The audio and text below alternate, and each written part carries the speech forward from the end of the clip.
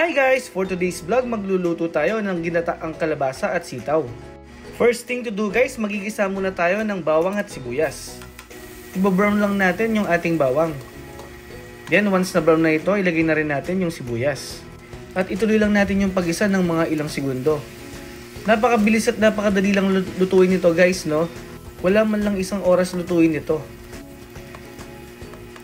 Then guys, pag malambot na yung ating sibuyas, ilagay na natin yung ating 1/4 kg na liempo.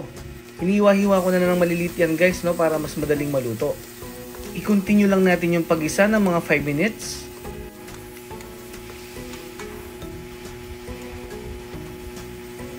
After 5 minutes, timplahan na natin siya guys. Maglalagay na tayo dito ng 1 cube na shrimp flavor, 3 tablespoon patis, at saka 1 tablespoon na paminta.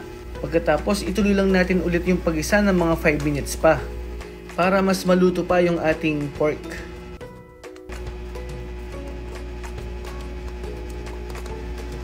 After 5 minutes again guys, ilalagay na natin yung hiniwa kong kalabasa.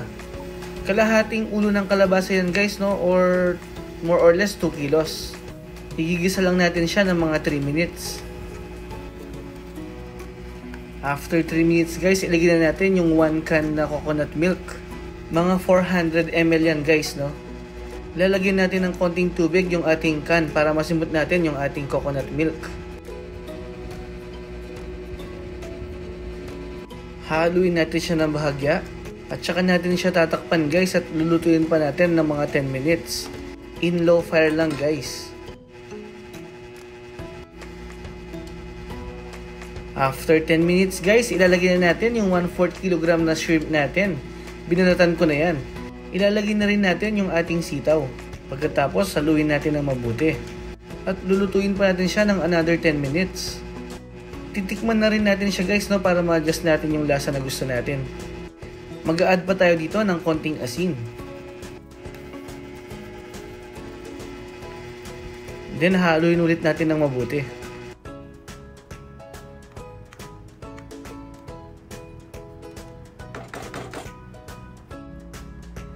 After 10 minutes guys, luto na yung ating ginataang kalabasa at sitaw.